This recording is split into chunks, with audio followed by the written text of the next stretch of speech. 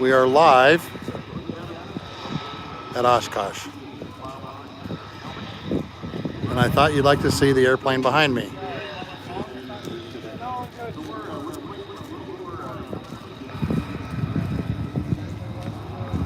ME-262. I'm just going to walk the line down here for a little while, all right? And I realize I'm a little early today. Hopefully you guys are seeing all this, all right? It's pretty noisy. I don't have a lot of battery. So here we go. Let's take a look at the ME-262. Sure enough, they've got the gun bay open. So let's go up and take a quick look. There you go. Gun bay of a 262. 30mm guns. Look at the paint scheme here. The green and gray. Let's go around, look at the gear. Inside the engine. And just walking around. These are the leading edge slats.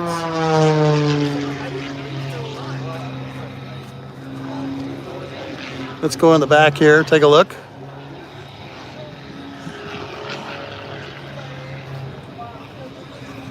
This is the green and RLM 76 and 81 paint scheme. There are the, they called those the Defense of the Reich stripes. Go around the back. Did I say that right, or are you guys laughing at me? They call them Defense of the Reich stripes. I don't see one of these out there. All right.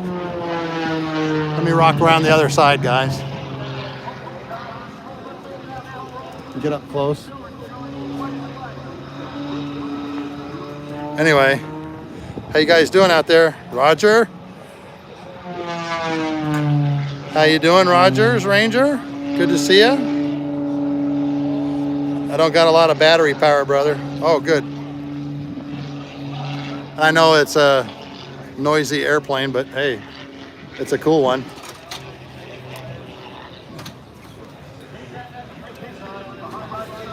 Anyway, just walk around it.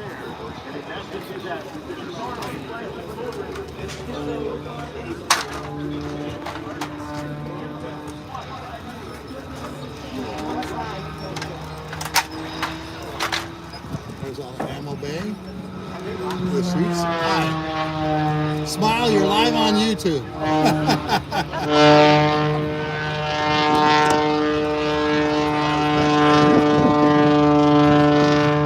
Just real quickly, you can see that's what's making all the noise. Sorry if I ask you a few questions while you guys are working? Sure. How long have you been working on the ME-262? Well, me and her went about, I don't know, a couple of months ago. We worked on it for about 2 months. Yeah? Yeah. So what year was this thing made? Do you happen to know the history behind the airplane? Not well enough to give you an accurate answer, but in the 90s. This one was built in the 90s. Oh, this is one of the newer ones. Okay, good. The one it was based on, I don't know. Keegan knows. Yeah. At the tent over there, they can Okay. give you more accurate information. All right. And may I ask your name just real quick? I'm Allison, and that's Ike. Ike, how are you doing tonight? Well, I'm looking forward to the hot sun. It's supposed to get a lot hotter. Yeah. Hey, Ike, thanks for taking a few minutes to answer questions. Who am I looking for in the tent? Keegan? Keegan? Okay. Yes, he can answer very well. All right, I'll walk over there. Here's the nose strut. So a lot of the guys that I'm talking to right now are model builders, okay? Oh, yeah? And they want to see like the paint scheme up close, okay? Sure. And obviously all the funny markings on the airplane. There you go. Pretty cool, huh? Jason Duncan. I'm at Oshkosh. The air show at Oshkosh is where I'm at. Who else we got?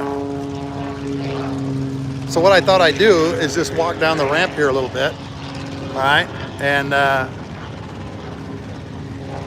answer any questions you got.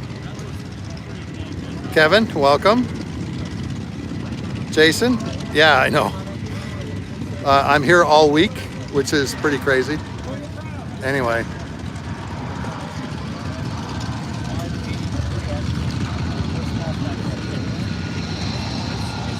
So who's Keegan on the golf cart? All right.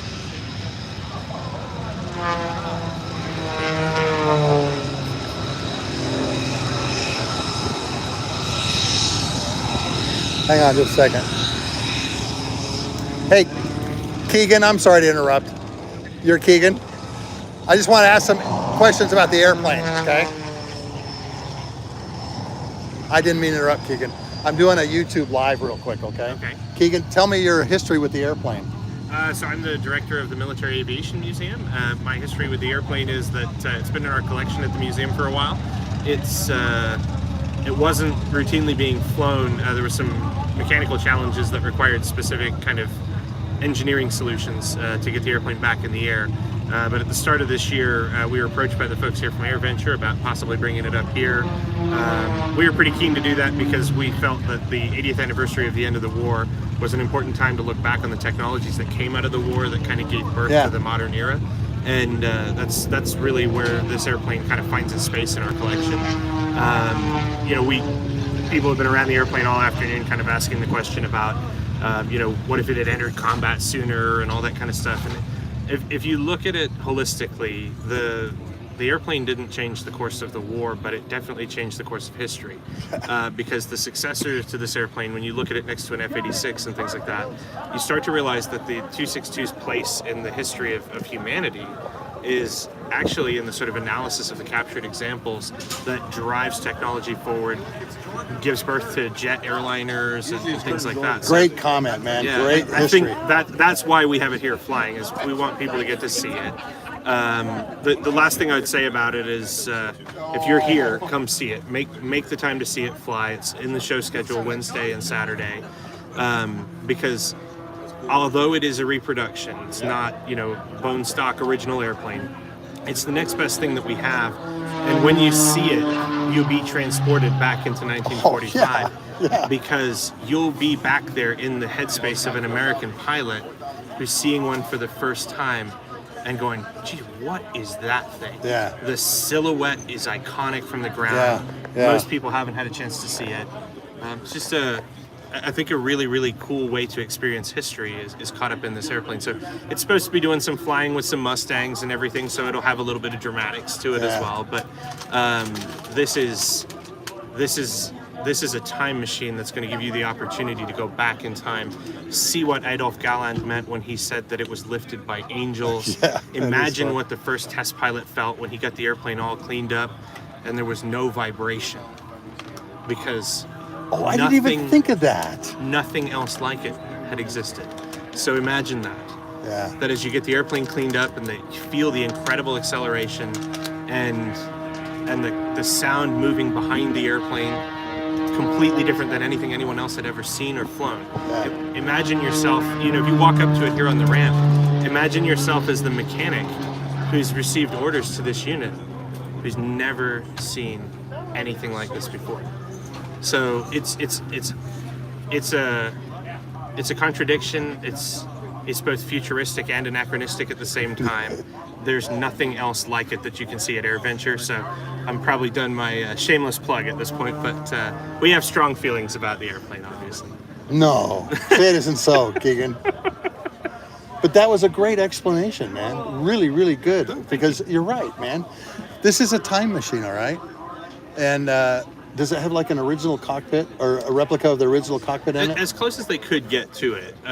You know, they did even try to pick the oil pressure gauges that look similar. But, you know, concessions were made to the operability of the airplane as well. So, they had originally put tracker brakes on the airplane. Yeah. But, they flight tested them on 10,000 foot runways where brakes weren't an issue. So getting it back to our place where we have access to a 5,000 foot runway, brake heat became a huge problem for the airplane. So one of the things that kept it grounded for 10 years was the need to actually engineer a solution to the brakes. And it wasn't as simple as go back to what the Germans originally had, because those brakes were not good. They're famously bad. But yeah, if you're here, come see the airplane. Come talk to the guys. Zach, our curators here, Ike and Allison, the folks that got this airplane back flying, they're here. And our pilots around the whole week as well. So on my live, I got people in Syria, England, Australia, all over. Okay, and I don't even know who all's on yet. Okay, but no brakes. Hello, everyone. Anyway, Keegan, thank you for spending time with me, man. Yeah, no problem. I'm just walking around and I saw this as the first airplane. I said, I gotta go see this. Well, we appreciate it. This is the iconic jet of Adolf Galen's time period, and everybody should read his book. So one thing I would say is, if you're here on the showgrounds, tomorrow morning at 10 a.m. we're doing Warbirds in Review, and Joe Peterburs, a 100-year-old Mustang pilot who has a 262 kill, is going to be presenting what it was like to see this for the first time. One of the other pilots in the 20th Fighter Group who had a 262 partial chased one down at 70 inches of manifold pressure and 3,500 RPM. So there's an incredible set of stories to be told about what it was to fly and fight against this thing in an airplane like a Mustang. Yeah, he's all right. So you guys are getting the truly candid. You want to go live, guys? You're all live, okay? Australia, Syria, all those other crazy places. If you were wondering about where can you go to get an unvarnished take and truly kind of on the spot reporting from AirVenture, you've got the right channel. Yeah, so get everybody just kind of here. Yeah. Hey, Keegan, thanks for spending some time with me You're tonight. very welcome. Thank you. I'm Mark Hasara. I'm also the host of the Lessons from the Cockpit show. Oh, okay. Well, pleasure to meet you, and thanks for coming out. Yeah, there's my card. Okay, Keegan. I appreciate it. Thank Please you, keep in touch. Will do. I want to come back and have you get into my system. All right, so because I'd love to have you on the show to talk about the airplane. Okay. We'll do that sometime. All right. We're here all week. So. Okay. Perfect. Ike's over here looking at everybody going, what the hell's going on? Ike said he's been working on it for 3 years. Pretty cool stuff, folks. All right. So I'm just going to walk down. Ike, thanks for spending time with me here.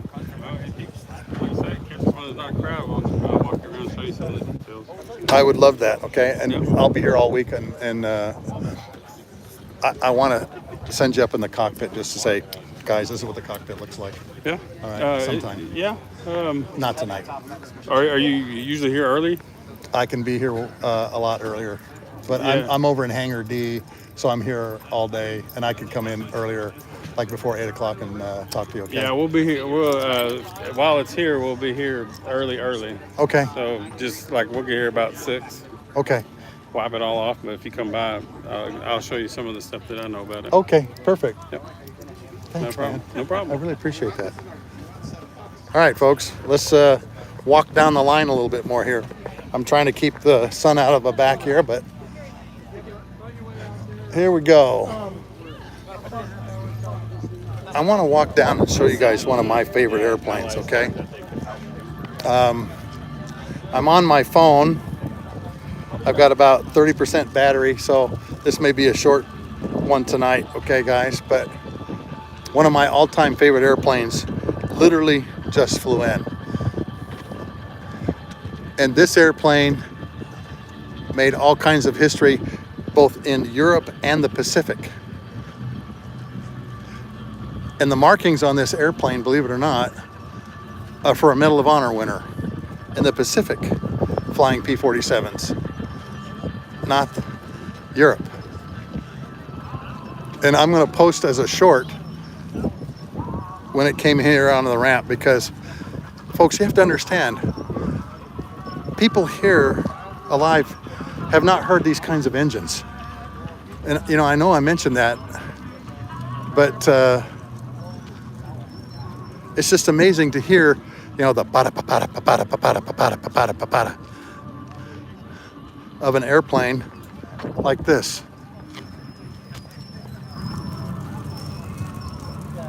A P-47.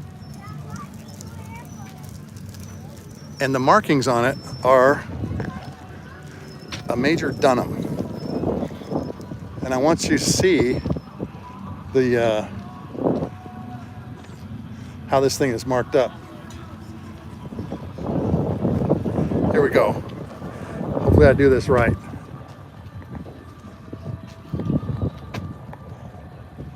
P-47D 23RA. Major Bill Dunham was a Medal of Honor winner in a P-51. But look at the gun sight, that's up there too, okay? Hopefully I'm doing this right. There we go. And just walk down the side of the airplane, all right? Hopefully the sun angle, I'm trying to keep this out of the sun. But the airplane was named after the guy's wife. All right, here we go. Let me go around this way. Bonnie. Now, here's the real key to this airplane, folks. That.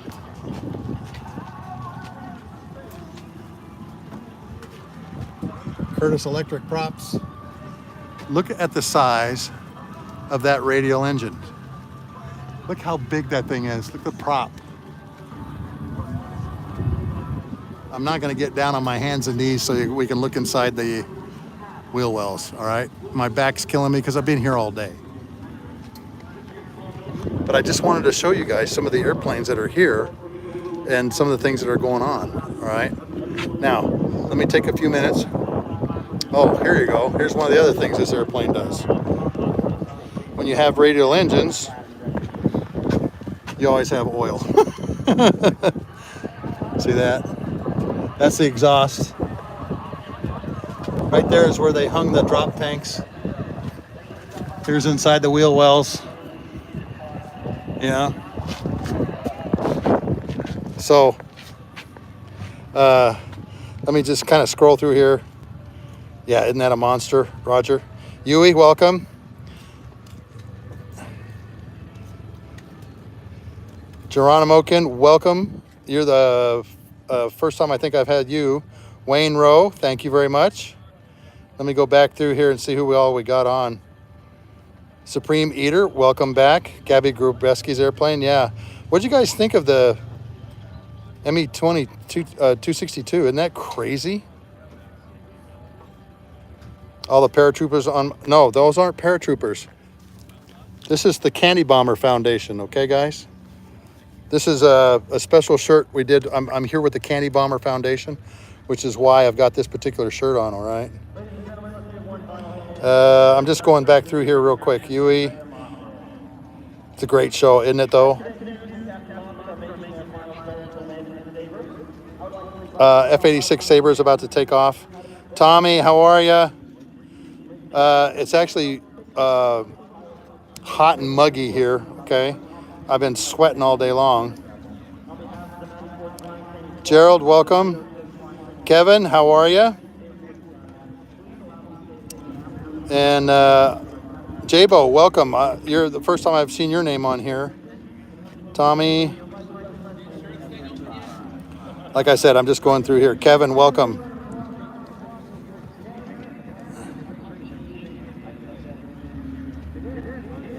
I'm doing this on my phone. I've got 37% battery charge. We're at 46. Hey, an F-86 Sabre is about to take off, and that'll be kind of cool to watch. You know, guys, it's like, Tisha, welcome. Thank you for that. Love the content, Tisha. I really appreciate that. All right. But let me just turn this thing around so you guys can see what I'm dealing with, okay? This is what they call the warbird ramp, and I was just in the portion of what they call Fighter Town. So here's what they've got. There's B-25s behind this big column here. T-28's just landed, a Bronco. We're next to a Wildcat. I think that's an FM2. And then, of course, you can see the Helldiver, and then there is a Hellcat. So let's walk down to the Helldiver, because that's also one of those incredible airplanes that during World War II really made a name for itself. And I apologize, gentlemen, if this is bouncing around a little bit while I'm walking, but hey, you were at Oshkosh with Mark Hasara, Sluggo.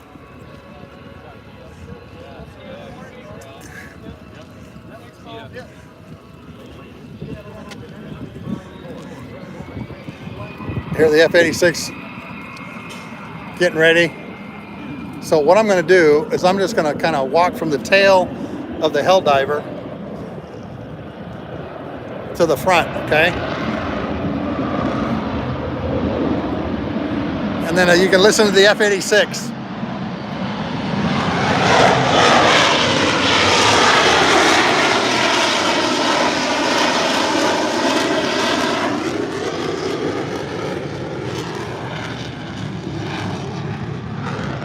Sorry, not an F-86. All right, let me do this real quick, and then we'll watch the F-35. That was Marine Stowell version, okay? But take a look at this big beast. And this is what they called the beast, okay? The Helldiver. Fabric, elevator, rudder. All right. I'm gonna hold this up so you can see inside. See the life raft? And then you can see other things down here. There's the gun. The dive flaps, which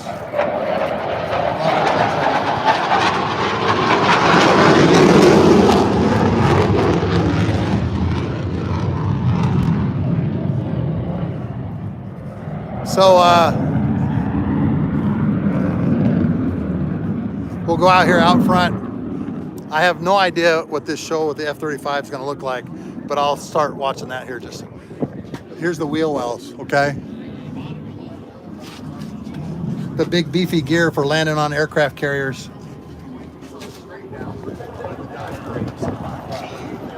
And then the weapons bay.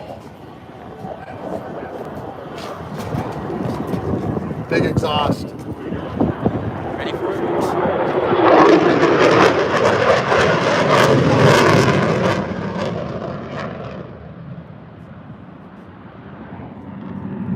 Damn noisy airplanes. Hi folks, I'm just going to take a quick look up here. I'm live on YouTube, so these guys can see this. Who are you? Just tell them your name. Oh, I'm Keenan. How's it going? Where are you from? Colorado. You drove all the way out from Colorado? Yeah, 18-hour drive. I drove from Salt Lake. Oh. So is this the first time you've been here? What'd you say? Damn noisy airplanes!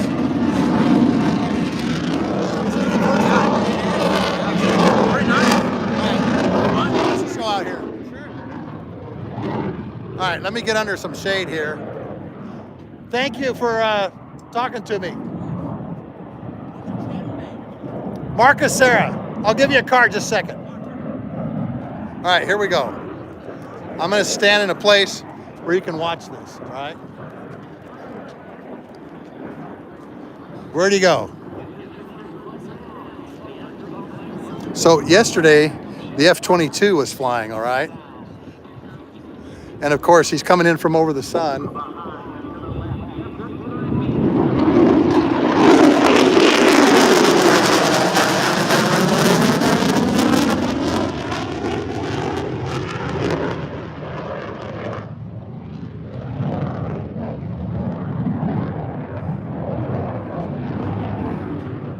Did you guys catch all that?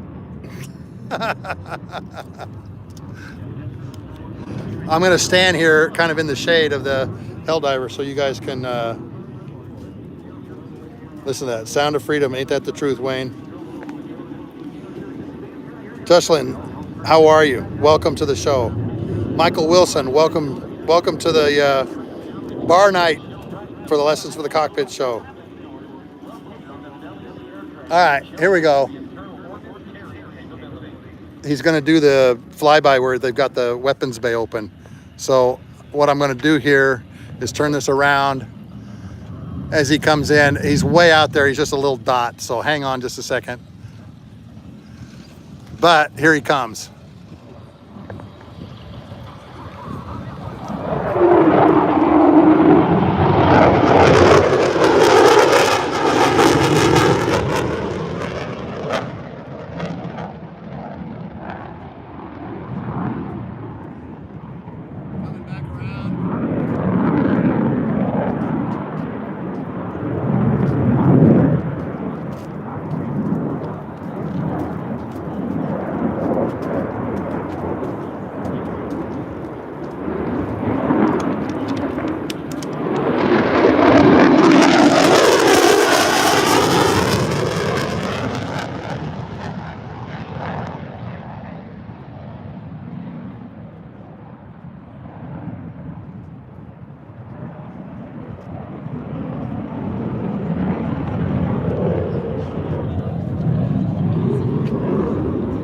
Okay, next thing.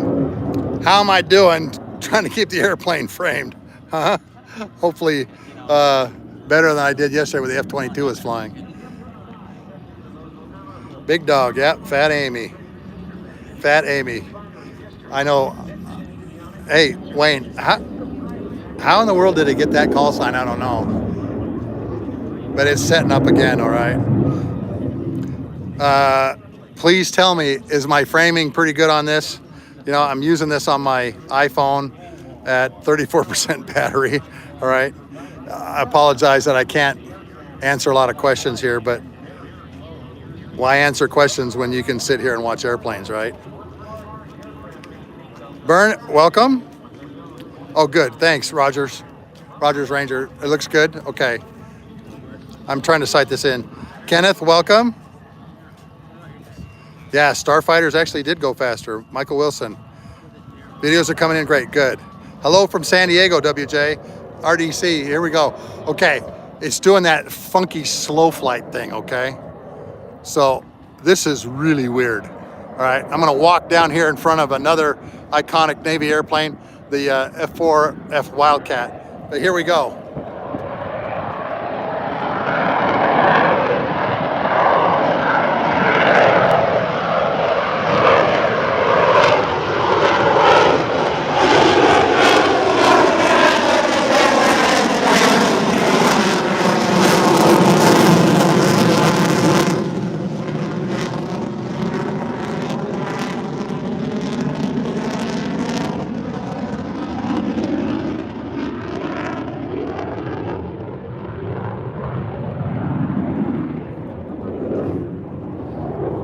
Watching F-35s fly while I'm standing in front of a F4F Wildcat radial engine. Does it get any better than that?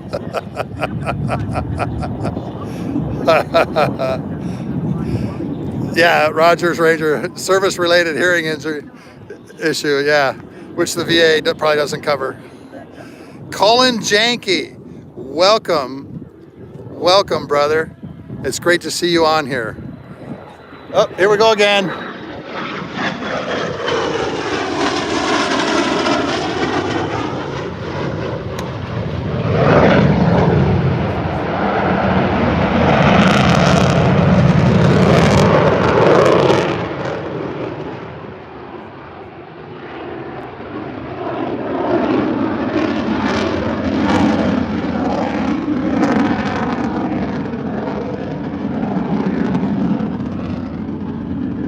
So, I want to introduce you to somebody. Thug! Met an F-15E Strike Eagle pilot while I was here. Say hello to Thug. I'm live on YouTube. Hello. Thug's a Strike Eagle pilot. A lot of experience, okay? Flying for the big red D.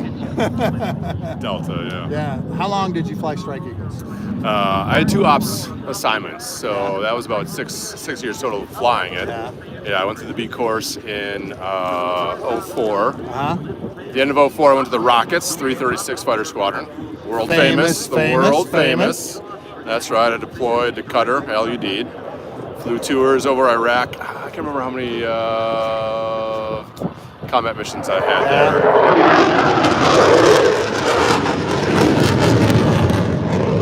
Damn noisy airplanes. I have a picture of a 35 actually on my phone. It's underneath my Pipper and it's E38. So tell us that story. All right, well, who was it?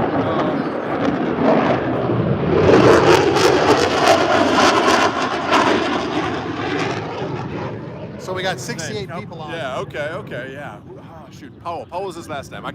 His call sign is escaping me, but he was teaching down at Eglin with the 35s. Yeah. They came up to do a road show at Randolph, and I think I was just took over as director of ops at the Deadly Black Eagles IFF. So we met them in the airspace for a little fun. A little playtime. Yeah, a little playtime. ACM 2v2. So yeah, wasting natural resources. yeah, we had them set up as defensive. We set up as defensive. But when they were defensive, they don't. The secret is they don't pull in many G's, so they couldn't. Ooh. Yeah, they couldn't. How do you like that? Yeah, they couldn't put a brake turn on to get out of it. So T-38, we use a lot of energy real quick. So I went full AB, pulled my best T-38 brake turn, got him under the Pipper, squeezed that sucker, got a good gun track on him, and brought him back in the squad. They might have gotten us too. I don't know. Brought him back in the squadron and talked to him. I put that up on the big board with the Pipper over the 35. We got you So on film. that was fun. It's always fun instructing IFF fighter fundamentals. Yeah. No, but I was in the Rockets for a few years. Did a tour with the Army at Fort Hood as an ALO, and then flew 15Es again with T-bolts. the T-bolts out of Mountain Home. That's right, 389th. T-bolts All rule. right. Yeah, deployed to Bagram there. Yeah. Got another 60, 80 combat missions. Yeah. So yeah, Bagram, beautiful place. it was great. Mountains were beautiful. Mountains are beautiful. Bagram, not so much. Yeah. Anyway, I just met Thug today walking around the P-51s. I know you guys don't want to see P-51s, so we're not going to do that tonight. Oh, you do want to see P-51s. I control this, not you. Anyway, here we go. It's coming in to land. I'm going to turn this around so you can see it. Thug, thanks for being on, man. You're welcome. It's Yeah. my pleasure. It's fantastic. Yeah. He's going to be on the cockpit show here pretty soon. Here we go.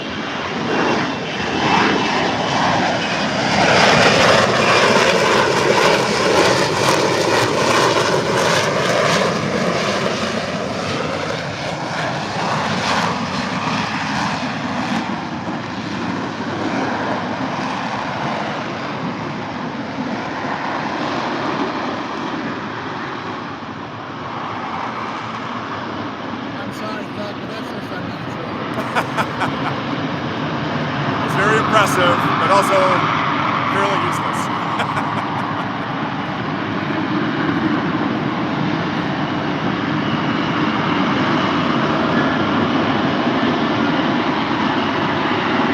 If he dies, I'm going to lose my stuff. Yeah. Well, no, that might be useful for the Navy and Marines when they have to get into tight spaces, but we like nice 12,000-foot runways, so. Yep, we do.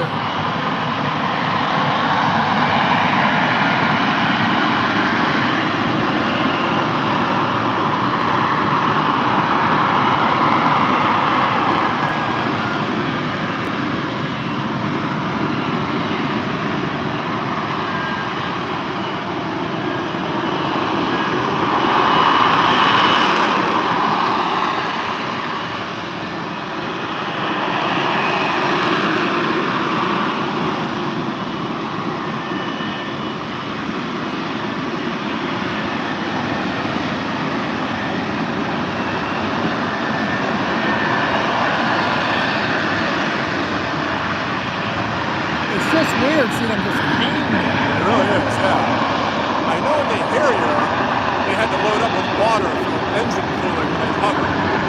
So that reduced their payload. So this is, hovering is something that's, again, kind of cool.